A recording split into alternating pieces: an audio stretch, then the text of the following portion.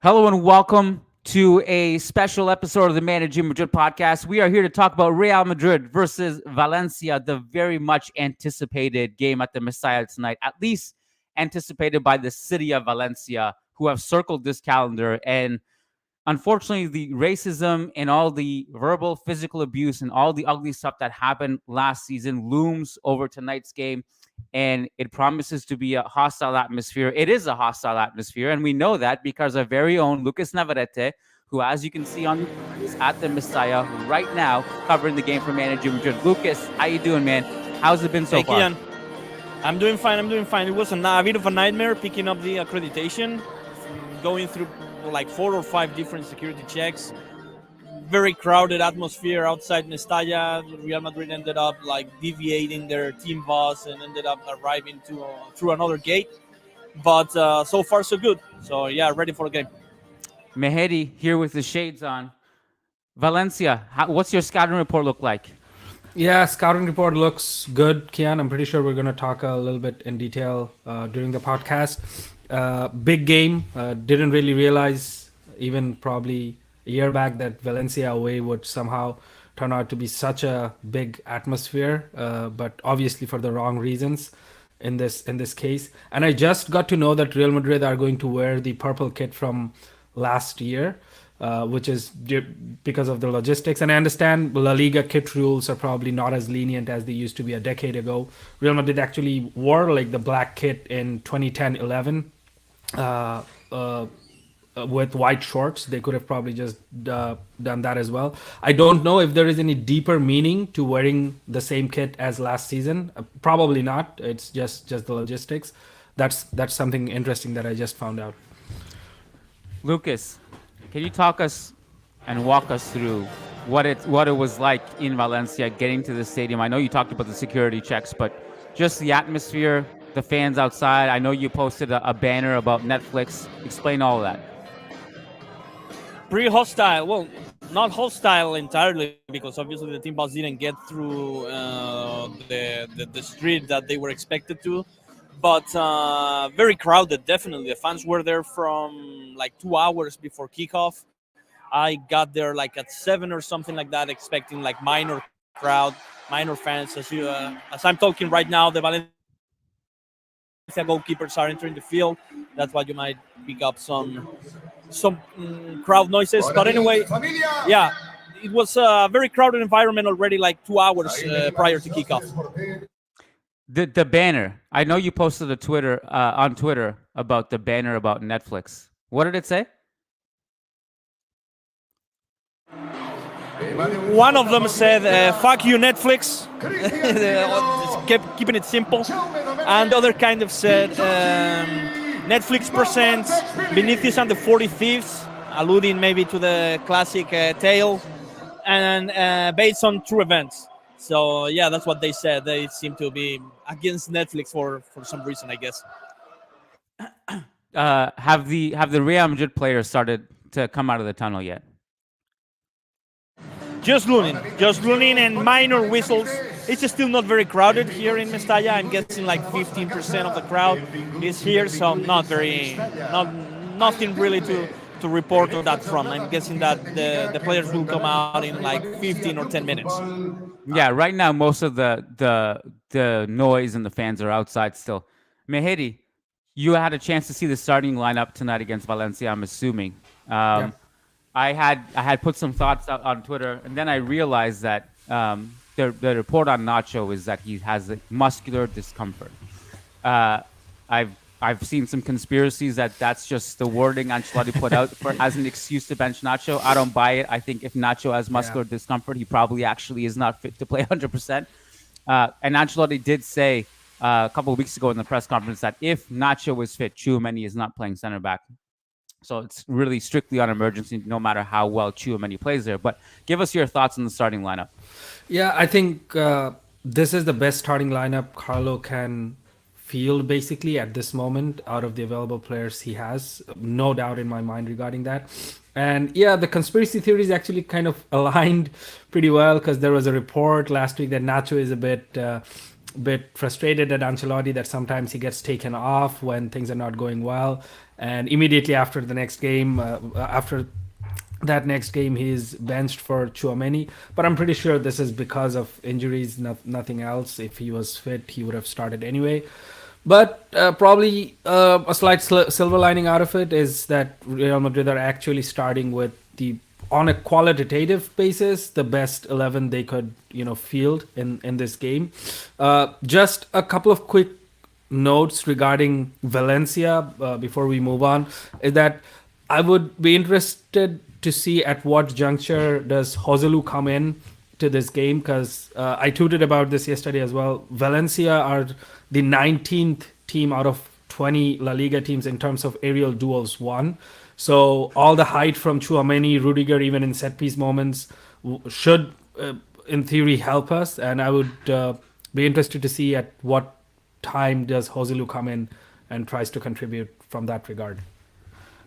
Lucas, where are you on the idea that this is Real Madrid's best 11? Like, to me, regardless of how fit Nacho is or isn't, I think Chouameni right now is, logistically speaking, tactically speaking, on a sporting level, just is probably a better center back partner to Rudiger right now than Nacho is. You get the aerial presence, you get the ball progression, and above all, you get two players who are in good form. And Nacho is, not having his best season. Let's put it that way. The other benefit of this is that it enables you to squeeze in Camavinga with Fede and Cruz, and obviously the front three, and Jude is back. So where are you on this? Is like our best 11 available? I like it. I love it. I completely agree. Even like 2 weeks ago or 3 weeks ago, we were saying that Chouameni should be competing with Nacho for the starting spot. I'm not sure I buy the conspiracy theories at all, but what matters to me is that at the end of the day, Real Madrid are starting their best lineup tonight. I completely agree with Meher in that regard. Even if Nacho were healthy, this would still be the best available lineup for Ancelotti in that regard. So I'm confident in that sense. My biggest question about this game from a Real Madrid standpoint is whether or not they'll be able to match the intensity from Valencia and from the fans also. I'm guessing that they will expect a hostile environment and all that, but they better be ready for fight, man. This is going to be a big game for Valencia. They have little to play for, so they kind of have these maybe these matches circled down on their calendars. So again, This is Real their Madrid better Champions be League ready final. for fight. And yes, absolutely. This is the biggest game of the season for them. They have little to play for. They are secured and clinched their presence in next year's Primera División. It's unlikely to me that they'll qualify to the Conference League or the Europa League. So this is their biggest home game left in the schedule, and they will definitely play with a lot of pride, intensity. So Real Madrid better be ready. Yeah, I think Peter Lim is right now hacking into Lucas's live stream. That's what I was about to say. This is Javier Tebas, Peter Lim, everyone's in the room right now conspiring against Manager Madrid. I think with regards to like the question, will Real Madrid be up for the fight the way Valencia is? Like, look, let's be honest, and Lucas put it well. This is a team that's not very good. They're one of the worst offensive teams in the league. Their defense is a little bit better. Their expected goals is like the third or fourth worst in the entire league. But this is not a game about who's good or who's bad. This is one of those games that they're going to come out with guerra. They're going to come out with strong challenges. They're going to fuel off the crowd. And I think I'm cautiously optimistic about it because I think Real Madrid will be up for it. I don't know what, it's just a hunch I have. I don't know if it's the return of Jude. I don't know if it's just the fact that it doesn't feel like a game that you get caught off guard in, like maybe you did last year, just with how difficult it was. In part because you know that this has been really, really hyped from them, and therefore you're mentally prepared to go in. Thank God it's not like a matinee kickoff. It's not like a early kickoff where we're all sleeping. It's in the nighttime, the ideal time slot where everyone's wide awake, sharp. I think we're going to go in with the right mentality. The question is, like, to me, and I hate to get into a preview to talk about it so early before the game has started. But can the ref control shit? Can the ref brandish a couple yellow cards with the first really bad challenges on our players? Can the ref control himself when Camavinga reacts to like a studs to his knee, studs to his ankle, and he gets mad? And will he show Camavinga the yellow card, or will he show the Valencia player the yellow card? It's a decent by the way, referee in that Lucas, regard, Lucas, sorry for interrupting here, man. My connection is lagging. I was just wanted to say that it's a decent referee, Gil Manzano. So he should be able. He has the experience to keep things under control. Anyway, I'm not.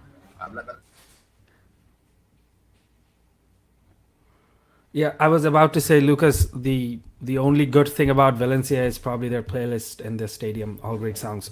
But I think what Lucas was trying to say is that Jesus Gil Manzano is one of the referees you can probably trust to have a good game.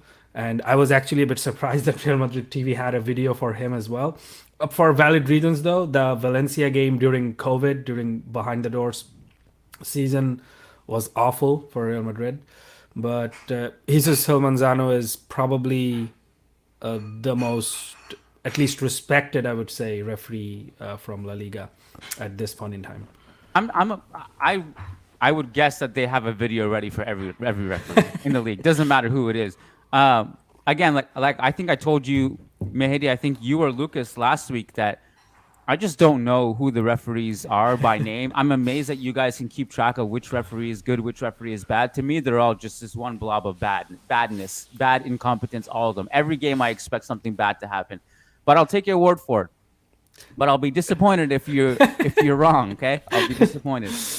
We'll read a quick super chat as Peter Lim has now by now kidnapped Lucas. I think Sanad Hodzik No, says, I'm safe. I just stopped the camera to make sure that maybe the audio gets through. I'm okay, fine. Cool. All right. Lucas is alive and well. Sanad Hodzik says, Lucas, coffee on me. Let's get the win tonight. Amen, brother. What's the coffee situation? What's the any does Valencia offer anything? Lucas, don't drink anything given by any Valencia official. No. And you know me, Killian, I'm not a coffee fan at all, so I'm just stay thirsty during the whole course of the game, get the drinks I need when I get home. There's no buffet, no tea, no water, hot chocolate? Oh, no. We're lucky to even have Wi-Fi, so yeah. No, nothing. I know you turned your camera off, but is it a way we can kind of get a quick 360 tour of where you're sitting? Yeah, sure. On it. All right, here we go. Moment of magic. Is that Xavi sitting behind Lucas? All right, here we go. Okay. Never been there. Well, look, I know they're not our allies or anything, but Valencia does have a pretty historic stadium with a lot of history there. Let's talk about more scouting. Mehdi, do you have anything else in your scouting report? Yes. So let's talk about a little bit about the defenses of the both teams. Valencia are 8th on the La Liga table currently, but based on home games only, they're 7th in the La Liga home table. They have a pretty decent record of 7 Ws, 3 draws, and 2 losses record at home. But most importantly, no team has conceded fewer goals at home than Valencia this season. They have only conceded 6 games in home games.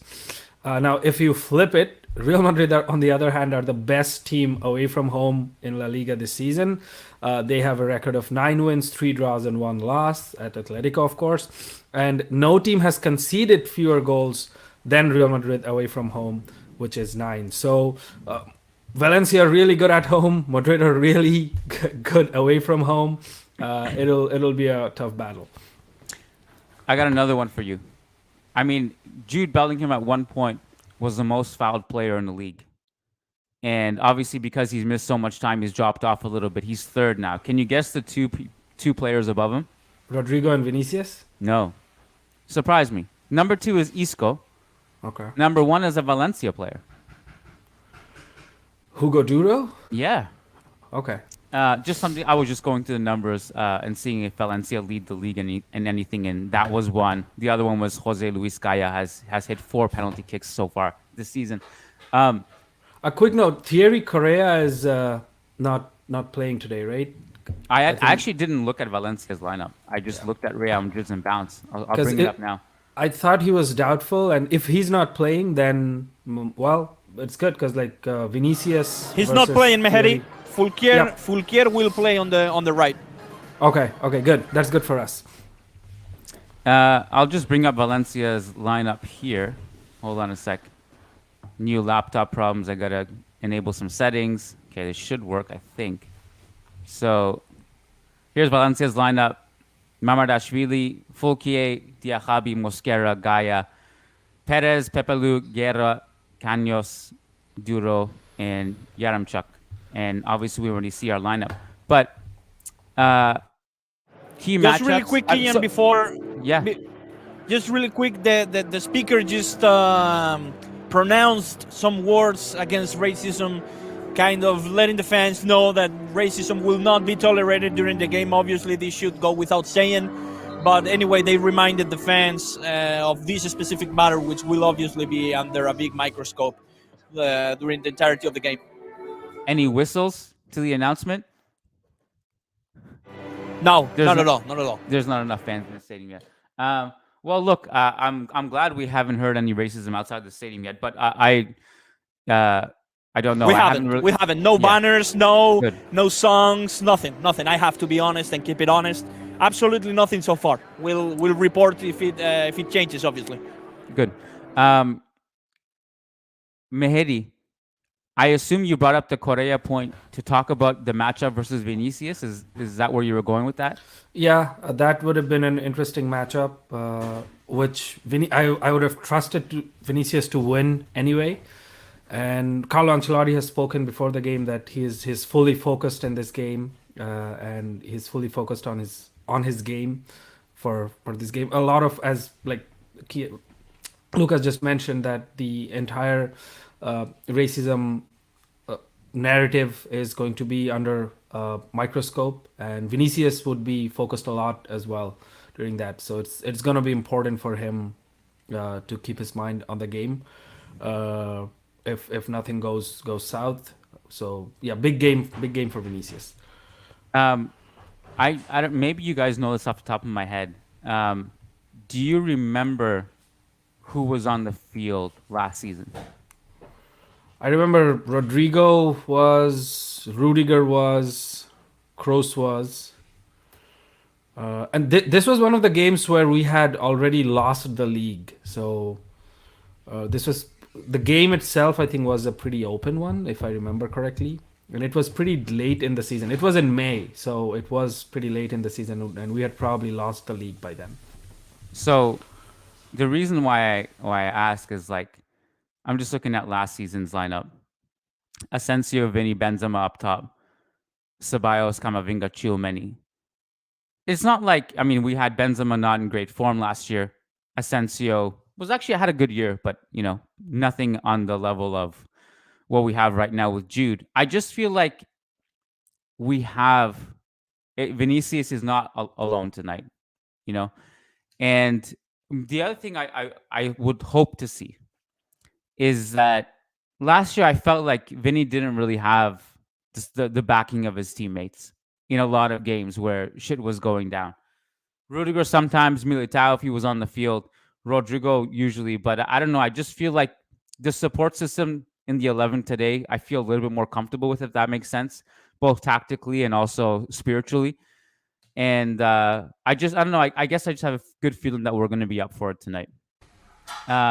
Quick super chat. Nishlish Patel says, Lucas, keep one camera live on the match and send the footage to Netflix anyway. Unfortunately, there's copyright issues, Nishlesh, but Lucas, you can dig your own grave with that one if you want.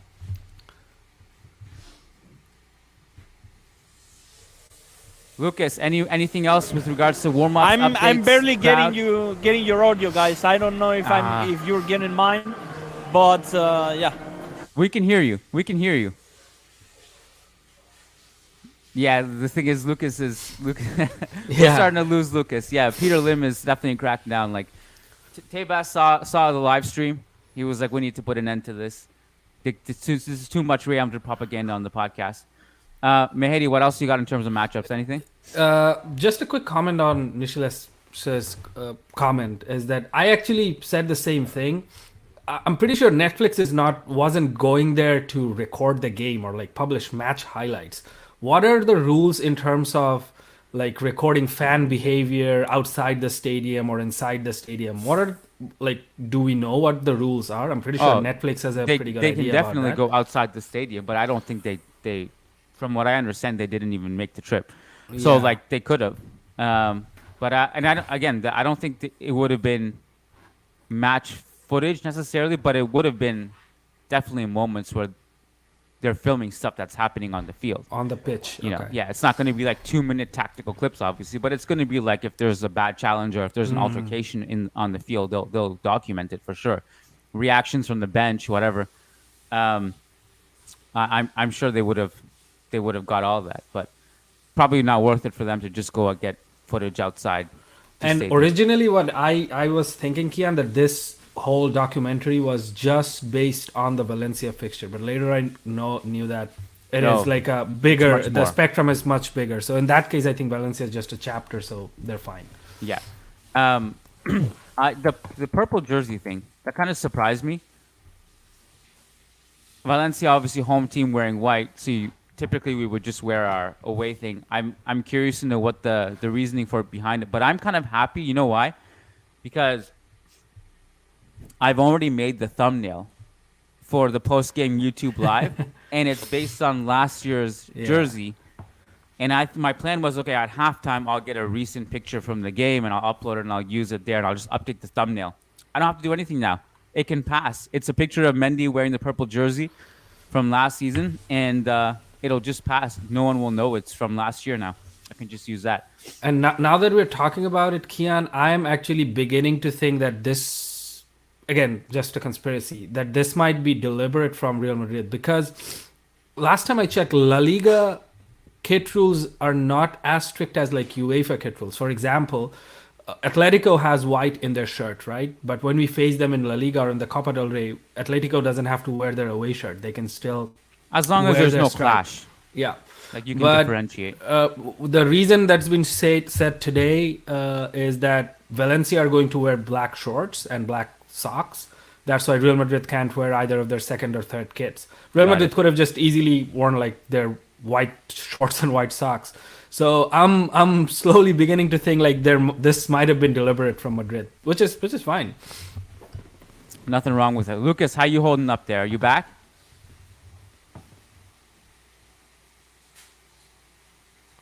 No, this is Barely. Peter I Lim don't know just if you holding can a picture of get Lucas. my audio. Definitely, I can barely get yours. So guys, I think I'm just about to log off. I cannot understand anything you're saying. Basically, I don't know if you Okay.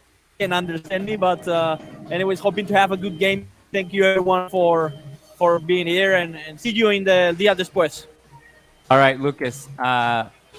Thank you, man. I'm sending you a direct message chat so you know what I'm saying right now.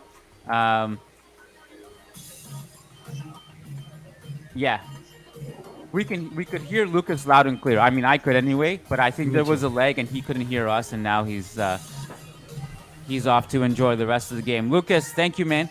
I appreciate you. Log off whenever you need to. Mehdi, we're gonna wrap it up here pretty soon anyway, because we had scheduled 4 more minutes on this call before we have to get some stuff ready for the game itself. Quick super chat from Thomas Berg. He says, "Love the pregame thing. Please go through our record at the Mestalla past seasons." Oh, okay, great idea. If you have the head-to-head, bring it up. I can bring it up in a second. But actually, this is funny, Mehdi. A year or two ago, I was talking to Diego on Churros, and I was telling him, I'm like, oh, Valencia versus you guys at the Mestalla, they just turned into a high school team. Everything they knew that goes out the window. They played the worst game of their lives, and when we face them, they turn into Sachi's Milan. And he pushed back. He was like, "No, this is a myth, man. You guys keep pushing this narrative, and it's not true." And with Diego, I always go check him on everything, and almost all the time, like he was just BSing. But in this case, he was actually right. The head-to-head really surprised me. Like we pretty much win every game against Valencia. Obviously, last season, there's an exception there at the Mestalla. But let me see if I can bring up. So the last few matches versus Valencia, and I might as well share my screen here so we can all look at this together. Yeah. So, Thomas, ask and you shall receive. Oh, that's Valencia's. Hold on a sec. Here we go. So the last few matchups dating back to 2021. So we beat them 5-1 at the Bernabeu last year, and then lost 1-0 to them at the Mestalla last year. We beat them 2-0, 1-1 at home, 4-1 win, 2-1 away win, 2-0 win. And if you go to more games, I'm going to assume it's more wins. 2-0 over Valencia, 2-1 loss, 1-1, 3-0 win, 3-1 win, 4-1 loss, and 2-0. I think the 4-1, that might have been the hat trick of penalties one. Yeah, and that's where Zil Manzano was there. the referee. Which one? The 4-1 was where Gil Manzano was the referee. Today's referee was in that game as well, when Madrid lost 4-1. So the game we lost 4-1 is the same referee we had today? We have today, yeah. But you just told me that this guy is amazing. No, that's why I said, like, this guy is usually amazing. So it was surprising that it was during his time, and also that Madrid made a video about him. Am I still sharing my screen right now? No, you're not. Okay. Was I actually, was the share screen working? Okay. Yeah, go ahead. All right. Mehedi, we got one more minute here before we have to drop off. Is there anything else you wanted to discuss? Yeah, I'm just going to ask a quick question to you. If you, like, rapid fire, if you had to name one big man for Real Madrid and one big man for Valencia. I do this for the Madrid Betar preview podcast, so it's kind of an habit. One big man from Valencia, one big man from Real Madrid for this game. What does big man mean? Like the key man for this game. Oh, okay. I was like, is this the largest man? No. I don't know what big man means. Okay, so the man of the match for each team, essentially. Yeah. Okay. For Real Madrid, I'm gonna say Vinny. I have faith in a great Vinny cameo tonight. And for Valencia, I don't know. Do I have to pick one for Valencia? I'm gonna say Mamardashvili. Okay. Game of his life. Okay. Yeah. Yep. Fair. What about you? For Madrid, I will say Vinny too. I was almost inching to say Jude, but I'll say Vinny. And for Valencia, I don't know. Hugo Duro, former Castilla player. I've just been bummed out at the trajectory of Hugo Duro, from Castilla player to man who puts Vinny in a chokehold. Yeah. I wanted to just mention one thing to our listeners. So, game starts in 15 minutes. At 2 hours after the game, we have scheduled a live stream on YouTube. So, I don't think, Mehedi, are you joining tonight? Probably not. Yeah, so it's me, Sid, Matt, and Jose. We are going to break down the game at the final whistle. As always, just a little caveat. We may not log on right on time, in part because we are also working during the game and we have to make sure a lot of the post-game stuff is posted. But as soon as we can after the game, we're going live. The link is on YouTube. Just go to my channel in the live section. It's already posted. Enjoy the game, guys. I hope you guys have a great evening. I'm going to be watching with my son, Luca, who is ready to go with his Real Madrid gear as well. And I hope Lucas has a great time at the Mestalla tonight. He's not on the post-game show, but he is attending the press conferences and stuff like that. So, yeah. Hope you guys all have a great night and have a great time watching the game. Hala Madrid, thank you guys so much for joining live, and we'll see you after the game right on the YouTube channel. Peace out.